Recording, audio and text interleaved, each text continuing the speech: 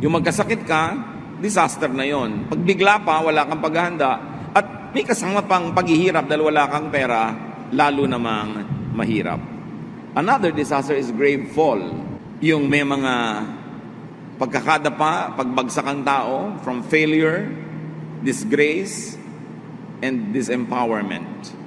Again, it is worse if with poverty. Minsan hindi mo alam, fortunes are reversed. People that are at the top suddenly fall and get to the bottom. People who are honored could be disgraced. Such things can happen. Another disaster is grave emotional pain. Bereavement. Mamatayan ka ng mahal sa buhay. Abandonment. Hindi mo inaasahan, bigla kang iniwan ng iyong mahal sa buhay o ng inaasahan mo. Betrayal is a disastrous experience. Again, it becomes worse if with poverty. Yung problema, nadodoble pag wala kang pera. Iniwan ka ng asawa mo, pero may pera ka, malungkot ka, masakit, pero at least meron kang panggastos sa pangangailangan mo. Gusto mo maglibang, meron kang gagastusin. Nagkasakit ka, mahirap yon, pero may pampadoktor ka, nakakadagaan-gaan kahit papano. So, laging nadodoble ang bigat pagka walang financial resources. Disasters become worse when accompanied by poverty. Kaya ang mahalaga sa buhay, merong siyang some form of insurance, savings, investments. Meron kang konting pwedeng sandalan sa biglang oras ng pangangailangan. Isipin niyo yung mga disaster sa buhay ni Job. Lahat ng binanggit natin, nagsabay-sabay sa kanya yon. Bereavement, abandonment, fall, sickness, and poverty. Nagsabay-sabay. Nandun na lahat. Pero he survived because of his great faith in God. Common denominator of disasters, need for others. Lahat po ng binanggit natin mga disaster sa buhay, may magkakamukha silang isang uri ng kulay at hugis, nangangailangan yung dinapuan ng disaster ng tulong ng kapwa. Need for help. Need for sympathy. Pag tayo naman ay dinadagukan ng kapalaran, dinadapuan ng hirap sa buhay, yan ang kailangan natin. Tulong, maaaring physical, financial, maaari namang emotional or spiritual. Yung alam mo na may kakampi ka. Yung alam mo na merong sumusuporta sa'yo, merong nagsisimpatya sa'yo, at nakikiisang loob. Disasters weaken people to the point of needing other people. Yan ang nangyayari pag may disaster. Nanghihina tayo. At di man dati, ngayon nangangailangan na tayo ng tulong. How to prepare for life's disasters. Isang mahalagang bagay na maunawa natin, paano tayo maghahanda para sa pagdating ng mga dilubyo sa buhay. We will be learning from Proverbs chapter 3.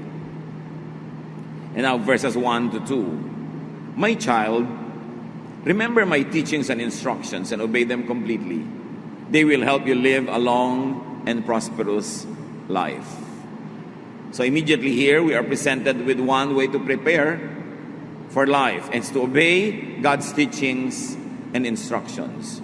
Of course, which means know God's teachings and instructions. Paano ka naman susunod kung hindi mo alam? And of course, knowledge means willingness to be changed by it, to change our minds by what we know. Proverbs 3:3-4. Let love and loyalty always show like a necklace and write them in your mind. God and people will like you and consider you a success. Pinapahalagahan dito mga kapatid. So love and be loyal to God and to people. Bakit may connection sa paghahanda sa mga disasters ng buhay, yung loyalty to God and to people? Because when you're loyal to God, God is loyal to you also. When you're loyal to people, not all of them might be loyal in return, but hindi ka masisiro nang merong loyalty rin sa'yo. So loyalty to God and loyalty to our fellow men are investments, are savings. Ipanalangin mo na hindi mo kailanganin ang tulong nila all your life, pero kung dumating yung panahon ng disaster that you would survive only on people's help, then meron ding loyal sa'yo kasi loyal ka rin sa kanila at naging loyal ka. God and people's loyalty to you can help you in times of disaster. It is a great insurance. And that is what the family is all about. Kaya nga ang mga sibilisasyon, ang mga saling lahi, patuloy. Kasi may family. Yung mga bata, hindi pa nila kayang alagaan ang sarili nila, inaalagaan sila ng magulang nila, kaya nagsusurvive sila through infancy and childhood to become adults. And when the children become adults, their parents who were formerly strong now become old. And the role is reversed. The children now take care of their parents. And then these children that took care of their parents will have children that they will take care of. And later on, children that will take care of them. From generation to generation to generation, this is the unwritten contract of society, of civilization. Kaya mahalaga loyal. May mga husbands magiging disloyal sa wife, iiwan ng wife and children, magpapasarap sa buhay. Pagkatapos, pagka nagkasakit at matanda na, babalik doon sa wife para magpaalaga sa mga anak. May mga wife na talagang martir at bayani, tinatanggap pa rin nila kumisan kung kahit bumalik sa kanila, wasak-wasak na, taalagaan na lang. Pero mahirap yatang mahanap yun din ganong care from your children that you never cared for. Your children who sympathize with their mother. Or, kung na-reverse ko yung nanay yung umalis, which is rare, therefore the sympathy of the children is with the father. Wala kang tanim, anong aasahan mo nga anihin? Kaya sinasabi dito sa Proverbs rather, be loyal to people. Be loyal to your family, be loyal to your community, be loyal to your nation even. Kasi pagka ang nation mo ay bumagsak, edi kasama ka rin nababagsak noon. At yung mga loyalty natin at pagtulong sa kapwa, kuminsan konting-konti lang na itulong mo, maiksing panahon ka lang tumulong, pero nung ikaw ang nangailangan at yung dati mong tinulungan ay umunlad, lumakas, kuminsan ang daming sukli sa'yo na higit sa itinulong mo sa kanya nung araw. Dahil maraming tao marunong tumanaw, marunong silang maging grateful. Kaya kahit sandali mo lang silang tinulungan, hindi nila inilimot. At nung ikaw na ang nangailangan, kahit kung tutuusin ay nalugi na sila, kung may exchange rate ang tulungan ninyo, pero hindi ka pinagsasawaan kasi naaalala nila kung paano ka tumulong nung panahon ng pangangailangan. It is important to be loyal, especially to your spouse, to your children, to your parents. This is the basic unit of society. Ito ang sikreto kung bakit ang lahat ng henerasyon ng tao nag-survive sa lahat ng mga dilubyo, lahat ng mga gyera, lahat ng mga salot na dumating sa buhay ng tao sa planetang ito. We survive because of this unwritten contract of society. Pagka wala ka man lang ginagawa ng mabuti, wala kang tinutulungan, wala ka man lang dinadalaw pag may sakit, wala kang inaambagan na nangangailangan, mag-isip-isip ka. Paano kung dumating ang panahon na wala ka ring mga makuha, nagkaroon ka ng sudden disaster that is unexpected, a reversal of fortune, sino naman ang tutulong sa iyo? Wala ka namang ipinakitang tulong sa iba. Verses 5 to 6. With all your heart, you must trust the Lord and not your own judgment. Always let Him lead you, and He will clear the road for you to follow. So trust the Lord and not yourself when you do not agree with God. Hindi naman laging hindi tayo magtitiwala sa sarili, pero kung ikaw mismo hindi ka sumasang-ayon doon sa ang linaw-linaw na kasulat sa Bible, pabali-baligtarin mo man ang linaw, pinapalabo mo lang dahil ayaw mong sundin, yun ang sinasabing, don't trust in yourself, but trust in God. Be teachable, in other words. Allow your judgment to be tested, to be taught, and improved by the Word of God, by reason, by spirituality. And when you do that, you prepare yourself for whatever disaster is unexpected. Sometimes the disaster is even averted or prevented because you are spiritually in the right place. Kaya mahalaga talaga unahin ang Diyos. In everything you do, put God first, and He will guide you and crown your efforts with success. Proverbs 3:7-8. Don't ever think that you are wise enough, but respect the Lord and stay away from evil. This will make you healthy and you will feel strong. May relasyon pala yung health and strength with trusting the Lord, being wise enough to trust the Lord, because we are never wise enough. Our knowledge is very little. Paul says that our knowledge is imperfect, our prophecy is imperfect. So we can and should continue learning, refining, and changing our thoughts, because we have to change from glory to glory. How do you prevent disaster or prepare for disaster? Stay away from evil, especially from evil thought that makes you think, evil thoughts against other people, that makes you think that you are right and they are wrong when you have not thoroughly examined your scholarship. So evil thoughts, evil deeds, evil ways, evil companions, and evil stubbornness can actually invite disaster. So pag nag-iingat tayo, lagi tayo nagiging wise, mga kapatid, laging dinadala sa Panginoon at sa Kanyang karunungan ang ating mga desisyon, it becomes preventive. We are able to prevent disaster. Kasi marami po mga disaster, hindi nga nangyari dahil nagpakatama tayo, kaya hindi natin alam that we were spared from it.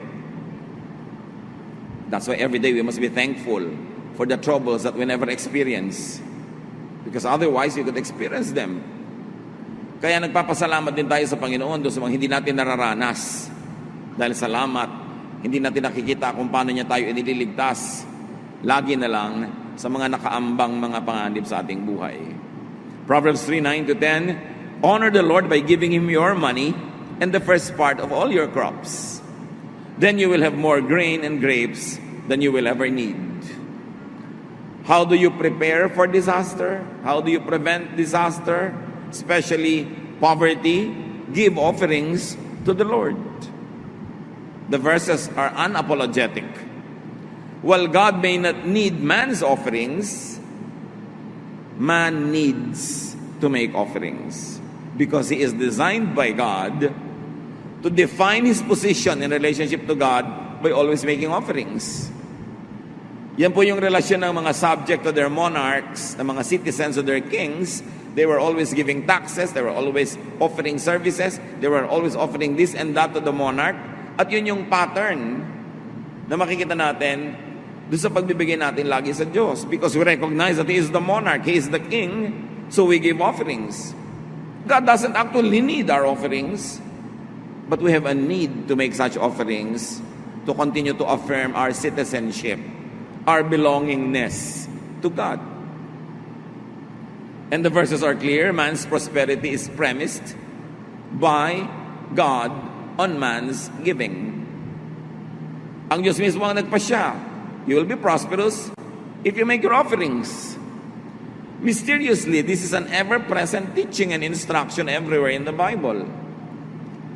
And many people will attest to it na pag sinusunod nila, lumuluwag talaga yung buhay nila. Mahirap maunawaan kung minsan kung bakit, at kung hindi na unawaan, sundin na lang. Hindi ka naman malulugi dahil kung ang Diyos ang iyong pinararangalan sa iyong mga offerings, marunong naman talaga siya magsukli. At hindi naman tayo pwede magbigay ng offering ng hindi galing doon sa nauna na ibinigay sa atin ng Diyos. 11-12, my child, don't turn away or become bitter when the Lord corrects you. The Lord corrects everyone He loves, just as parents correct their favorite child. Appreciate God's correction. Yung pagtatama ng Diyos para hindi sala.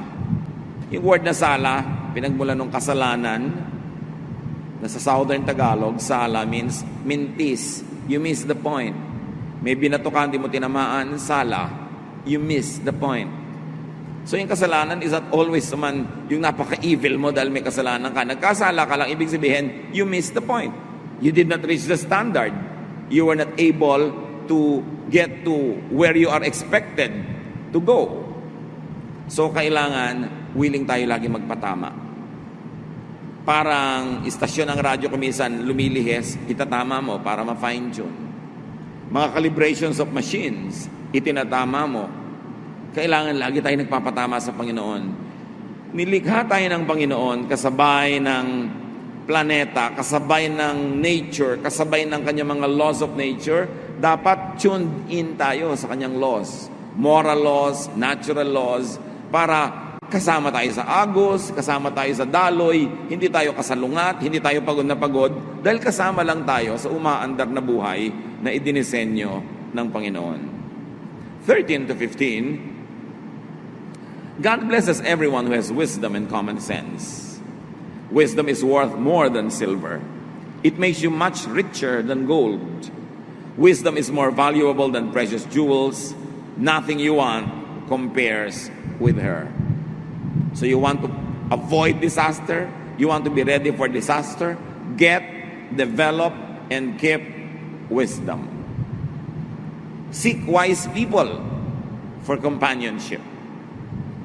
Kaya lang siyempre, kung ang kausap mo, mas maraming alam kaysa sa'yo, mas nauna na siya sa isang landas na ngayon mo palang pupuntahan, pwedeng may mga ituturo siya o sasabihin na hindi mo maunawa.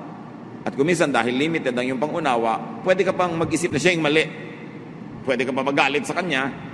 Pero dapat willing tayo to hear something even though we don't agree with it, to study it, to consider it. Halimbawa, meron kayong naging pagdedebate ng isang tao. Meron kang ideya 1 at siya ay may ideya 2. Pag-aralan mo na yung ideya niya. Hindi lang para talunin mo siya sa debate, kundi unawain mo talaga. Kasi pag naunawa mo yon, malalaman mo kung talagang mali yun o tama. Kung nakita mo talagang mali dahil pinag-aralan mo, edi maipapanalo mo ang inyong diskusyon kasi pinag-aralan mo talaga. Pero dapat willing ka rin na sa iyong pag-aaral, kahit ang una mong layunin ay humanap ng mali doon para matalo mo, pero sa pag-aaral mo, kung napatunayan mong tama pala yung idea na yon, dapat willing ka ngayong isuko yung dati mong pananaw at doon ka sumunod sa ideyang tama. Hindi ka talo nun. Natalo ka lang siguro sa debate, natalo ka sa diskusyon, pero pagka ikaw yung sumunod sa katotohanan na napatunayan mo matapos mong pag-aralan, hindi pagiging talo ang sumunod sa katotohanan at pagbitaw sa isang hindi katotohanan or a lesser truth. Many people, when they have to discuss with other people, especially when they have opposing ideas, they study only to prove their point at para panigasan yung point nila. Wala kang matututunan doon. Kasi decided ka na what you want to learn and what you are willing to learn. But when you objectively try to study the other person's point of view, in search for truth, not in search for victory in the debate, then you will find the truth. And that truth can set you free. Huwag na huwag kayong mag-aaral para lang panigasan ng inyong paninindigan. Mag-aaral talaga kayo para hanapin ang katotohanan. At kung yung katotohanan, hawak nung kalaban nyo, edi sabihin nyo, oy, tama pala yung hawak mo, yung katotohanan, makikihawak na rin ako, bibitawan ko tong dati kong hawak, panalo ka nun, hindi ka talo. You only look like a fool or a loser for 1 minute, but then you learn, and you are a winner for life. Mahirap yung pinaninigasan mo ang point of view mo. Dapat willing ka na i-test yun. Willing ka na ma-challenge yun. Because truth will always prevail. Kuminsan, hindi mo lang madaling maintindihan. Kuminsan, masyado ka lang emosyonal. Nauna yung emosyon. Kuminsan, masyado kang defensive dahil akala mo baka may mawala sa'yo pag nagpalit ka ng pananaw. Pero ang tunay na pag-aaral at laging pinapahalagahan ng Diyos to seek wisdom is the willingness to surrender an inferior idea to a superior one if it has proven to be superior after an impartial investigation. Kaya dapat hindi emosyonal ang mga tao. Ang mga emosyonal, kikitid ng kikitid ang utak. Iisipin niya tama siya, mali ang lahat. And this is the greatest mistake. So wisdom is the secret to long life. That's what the verses say. Wisdom is the secret to wealth, to honor, even to pleasure and safety. Wisdom is the secret to meaningful life and to happiness. Kaya sinasabi ng Proverbs, seek it. It's important. At ang masarap nito sa buhay, maraming mga tao na bago ka pa man nag-isip ng isang bagay, matagal na pala niyang pinag-isipan. So makakatipid ka ng oras at pagod para pag-isipan yon kung makikinig ka lang sa kanya. Siyempre, sasalain mo ang pinapakinggan mo. Kumisan sa initial na pakikinig mo, parang ayaw mo dahil kakaiba. Pero habang nag-iisa ka, salain mo uli, pag-aralan mo uli. Malay mo tama. Ano ba namang nawala sa'yo na pag-aralan mo yan? Kung matapos mong pag-aralan, napatunayan mo pa rin mali, edi wag. Pero i-consider mo muna. Huwag mong isasara yung usapan. Huwag mo lalagyan ng period. Lalo't hindi ka naman expert. Lalo't hindi ka naman nagbuhos ng maraming oras sa pananaliksik at pag-aaral. You must be willing to be taught. Even though what is being taught you could go against everything else that you have known all your life. At kahit isang taon na lang ang natira sa iyong buhay, at least yung huling taon na yon, nalagay ka sa isang superior truth. Then you move from glory to glory. Only a fool does not want to change his mind. Of course, you don't change your mind pagka napatunayan naman tama ka, pero patunayan mo muna. Subject your ideas to the test. Proverbs 3:19-20. By His wisdom and knowledge, the Lord created heaven and earth. By His understanding, He let the ocean break loose and clouds release the rain. Paano daw nilikha ng Diyos ang lupa, ang langit at ang lahat-lahat? Sa pamamagitan ng kanyang superior na karunungan. Creation is founded on and maintained by God's wisdom. Kaya hindi po ako komportable pag sinasabi nilang masama ang panahon. Bakit masama? May bagyo. Kailangan natin ng bagyo. The winds drive pollution away. Nahuhugasan ang buong syudad na ang dumi-dumi ng malakas na ulan. Yung mga kidlat, they charge the atmosphere with electrons that we need so that there's a balance in the atmosphere. Huwag ka lang ang patama sa kidlat. Nagmumukha lang masama kung tinamaan ka syempre. So huwag ka magpakalat-kalat pag kumikidlat. No? Huwag kang tumira doon sa pwedeng daanan ng baha dahil pag marami talagang tubig, may temporary baha. Huwag mong barahan yung mga kanal at mga ilog para sandali lang yung baha, lumampas na. Kung ang daming bara, nagtatagal, nagmumukha tuloy masama. Walang masamang panahon. Kasi ang Diyos ang lumikha ng mga seasons, ng weather, and we need all that for balance. So, sabi niya, by His wisdom and knowledge, the Lord created heaven and earth. So, the wise will harmonize with creation and the laws of nature. How do you prepare for disaster? Ayaw mong bahain ka? Do what you can not to live in the paths of waters. Ayaw mong ay kamatay, maguhuan ka ng dahil sa lindol. Kung kaya mo, sikapin mong huwag kang tumira sa mga pwedeng gumuho. O tibayan mo ang iyong ginagawa. May laws of nature kasi. Hindi natin pwedeng labanan. Makiayon ka na lang, alamin mo yung mga batas, sundin mo para ma-minimize ang possibility of disaster. Mahina ang katawan mo, puyat ka.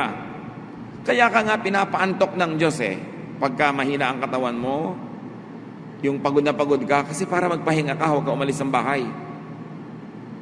Pag mahina yung katawan mo, puyat ka, tapos lumabas ka ng bahay, nakipagsiksik ka sa kamatao, may mga may sakit doon, bumahing sila, umubo na, natamaan ka, nalanghap mo, mahina yung katawan mo ng oras na yon, mahahawa ka, kasi wala kang resistance.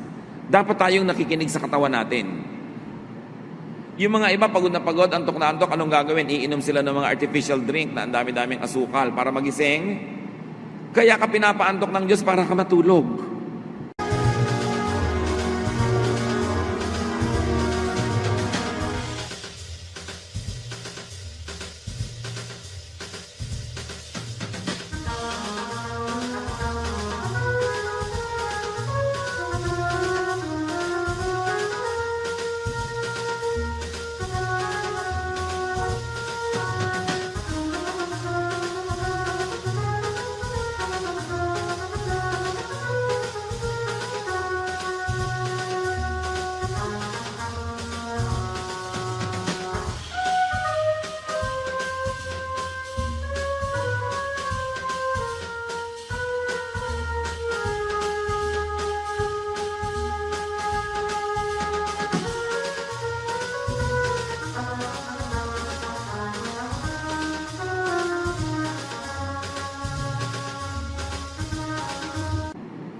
Pipilitin mo ngayong hindi matulog dahil may gagawin ka. Ano mangyayari? Sinisira mo yung katawan mo dahan-dahan. Once in a while, I see drivers doing this kasi mahaba yung biyahe, umiinom. Pero dapat sandali lang yung iinom ka ng artificial energy drink. Pag ubus na talaga yung tunay na energy mo, ipagpapahinga mo yan, kakain ka, yun ang gusto ng Diyos. Pag nakabalik na yung energy mo, tsaka ka uli dapat kumilos. Pero sabi nga ng iba, emergency case ito, alam nga namang hindi ako mag-drive, at sa gitna na ito ng biyahe. Pero dapat hindi madalas na ganon. Pag inaantok ka, dapat itulog. Yung iba naman kasi kaya inaantok during the day, madaling araw na, nagpe-Facebook pa. Ayaw pang matulog. No? So, kailangan itulog mo. Law of nature. So, you are wise, do not fight nature. Blend with it. 21 to 26. My child, use common sense and sound judgment. Always keep them in mind. They will help you live a long life and a beautiful life. You will walk safely and never stumble. You will rest without a worry and sleep soundly. So, don't be afraid of sudden disasters or storms that strike those who are evil. You can be sure that the Lord will protect you from harm. Andito yung formula. How to protect ourselves from harm and disaster. Live a godly life. Follow God's laws. Even natural laws are God's laws. Be loyal to people. Be loyal to God. Even if the disaster is not prevented, when it does happen, there are people who are loyal to you and they will help you. They will help you recover and get on with life. Wisdom, godly living, protects people from life's sudden disasters. Nakakatulong yung insurance, nakakatulong yung savings, nakakatulong yung kung ano-ano pa. Pero number one, godly living, wisdom. Preventive pa. Hindi lang curative, preventive pa. Of course, when you say prevention, you mean prevention of disaster. Or when we say protection, when God protects you, it means there's prevention of disaster. Or when the disaster happens, there is empowerment to survive. Dalawa lang naman yan eh. Huwag mangyari yung mahirap o mapalakas ka sa oras ng hirap para mapalampasan mo. 27 to 35. Do all you can for everyone who deserves your help. Don't tell your neighbor to come back tomorrow if you can help today. Don't be mean to neighbors who trust you. Don't argue just to be arguing when you haven't been hurt. Here's another repetition and emphasis on how to prepare for disaster. Be nice. Be good to people. Help people. Help them in a timely manner. Huwag nang paghihintayin pa kung pwede nang tulungan ngayon. Huwag nang patagalin. At kung pwedeng tulungan ng buuin. Preparasyon yan. Huwag ka daw palaaway. Huwag ka lagi nakikipagtalo. Kasi pag nakikipagtalo ka, ang itinatanim mo, negative seeds na pwedeng bumalik sa iyong buhay. Don't be jealous of cruel people or follow their example. The Lord doesn't like anyone who is dishonest, but He lets good people be His friends. So you want to be a friend of God? Be honest. Be good. He places a curse on the home of everyone who is evil, but He blesses the home of every good person. Ito yung unseen blessing kasi hindi nakikita ng mata. But the Word of God is true. God protects the homes of those who please Him, of those who are godly. The Lord sneers at those who sneer at Him, but He is kind to everyone who is humble. You will be praised if you are wise, but you will be disgraced if you are a stubborn fool. So wisdom prevents disasters from happening. Wisdom helps one if and when disasters come. So wisdom, as we have seen here, is defined as being good to people. Hindi lang yung alam mo yung mga philosophies, alam mo yung theories, alam mo yung mga high-sounding ideas. Streetwise wisdom is being good to people. If you are good to people, you are wise. Being good, doing good is man's best preparation for and man's best help in times of disaster. Doing good positions man to receive God's protection and restoration. And very importantly, other people's help. Napakahalaga. Pag bata ka pa, hindi mo pa alam ang halaga ng tulong ng kapwa. Merong isang senior person, kakain siya sa isang fast food, dala-dala niya yung senior card niya, at nasanay siya na merong pila na special para sa seniors. Tinanggal nung fast food na yon, yung special pilahan. Pupunta ngayon sa harapan nitong matanda at ipinakita niya yung kanyang senior's card at sabi niya doon sa sales clerk, sabi, "Ineng, senior ako, pakiuna mo ako." "Ay, pila po kayo doon." Ayaw siyang pansinin. Pumunta siya doon sa isa pa, ayaw din siyang pansinin. Ipinatawag niya yung manager, ang sabi rin, "Pumila na lang po kayo, maiksi lang naman po ang pila." Ang hindi nila biglang inaasahan, biglang nangisay itong matanda at biglang nanginig, pinagpawisan ng malamig, yung pala ito ay diabetic. At nag-hypoglycemia siya, bumababa yung sugar, na halos ikakamatay yun ng mga tao. Natakot ngayon silang lahat kung ano nangyayari sa matandang ito. Kung pwede nilang subuan nila agad ng pagkain na libre at lahat-lahat. So nung mahimasmasan, sabi sa kanila ng matanda, "Kami mga senior, kaya binibigyan ng ganyang pribilehiyo, hindi lang dahil matanda kami. Kasi mahihina na ang katawan namin, meron kami mga sakit. Hindi namin kayang tumayo ng matagal sa pila. Pag bigla kaming nagutom, biglang-bigla, pwede naming ikahimatay. Kaya kami binibigyan ng ganyang pribilehiyo. Hindi lang yan pag-abuso dahil lang matanda kami." Hindi kasi naintindihan ng mga bata Ang babata kasi ng mga empleyado sa fast foods. Akala nilang, arte-arte naman ang matandang to, iksi naman ang pila, ayaw pang pumilang, gusto pa, special. Kasi malalakas pa katawan nila, hindi nila alam. Alam niyo, sabi ng matandang yun sa mga tao, tatanda din kayo, malalaman niyo rin kung bakit. So it is the reason why we are not kind, because we don't understand. Just be kind. Even if you don't understand, how can you go wrong if you're kind? Kung minsan meron nagmamadali sa pila, kung pwede mo naman pagbigyan. Hindi mo naman ikamamatay na pagbigyan siya. Hindi ka naman emergency case, baka siya may emergency case Kung minsan din sa driving, ganun Merong, bakit ba nagmamadali ito sobra? Hindi mo alam kung biglang tumawag pala yung asawa niya dahil manganganak na o kung ano man ang dahilan.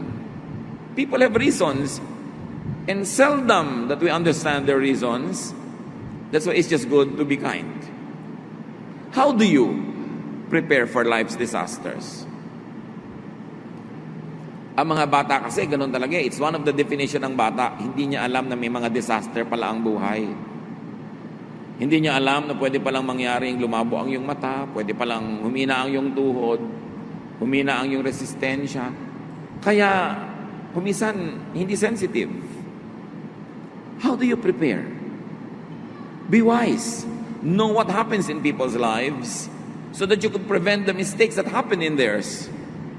One excellent way to prepare for your forthcoming disaster, which we all pray will not happen, is to help others in their disasters now. Dalawa lang ang pwede niyong pagpilian na kalagayan, mga kapatid. Sa oras na ito, sa present time, either may disaster kayo at kailangan nyo ng tulong, o wala kayong disaster. Pasalamat kayo sa Diyos at tumulong kayo doon sa merong mga disaster. That's how you prepare for the disasters that might come in your life. It is such a great privilege to live one day, 1 week, 1 month na walang disaster na major. Sa ganun mga privileged moments, you reach out and help people who are needy. That's how you strengthen yourself. That's how you fortify yourself for the time of your own weakness. Save, invest, prepare for disasters by doing good. It is important to extend kindness to the needy so that when you become the needy one, kindness will be extended from all directions with you wondering where they ever come from. We are never sure. Every time there's a possibility that fortunes can change, that horror might befall one's life. When it is not happening, be in a giving mode. Be kind. Be helpful. Aming Ama, sa bawat isa ngayon dito na hindi dumaranas ng disaster or crisis, salamat po. At sa bawat isa naman na dumaranas ito, kayo, Panginoon, ang magbalik sa mga taong ito ng anumang ginawa nilang mabuti nung araw para mga buting ito'y magawa sa kanila ngayon, even by complete strangers. We completely rely on you, O God. Man can prepare, man can do things, but the decision and the final judgment is in your hands. May you find us pleasing. May we give you pleasure, O God, so that we may get and receive the blessings that you give to us, though we may not deserve them. Turuan niyo kami, Panginoon, ay pagdiwang ang mga panahon na hindi kami nahihirapan at gawin namin itong policy na tumulong sa mga nahihirapan. Teach us to prepare for life's disasters. Teach us to prevent them from happening. And when they do happen, teach us to go through them with dignity, with strength. And may the things that we have done before be like seeds that we planted. Allow us to enjoy the fruits of what we have planted. Teach us to be wise so that every time that we are not needy, we will be helping the needy and we will be planting good seeds. Pagbulay-bulayan natin mga kapatid at nawa maging sensitive tayo sa disaster ng iba. Huwag tayong magbingi-bingihan. Huwag tayong magbulag-bulagan. Teach us, Father, to please you with our goodness, with our godliness. Be alone with God for a while. Find comfort in God's Spirit if you are going through a difficult time. And pray for deliverance, pray for people who will help you, that the Lord can assign and the Lord can send your way. Meanwhile, everyone else who are not in a crisis situation, look for someone to help. Be thankful and prepare for what might happen.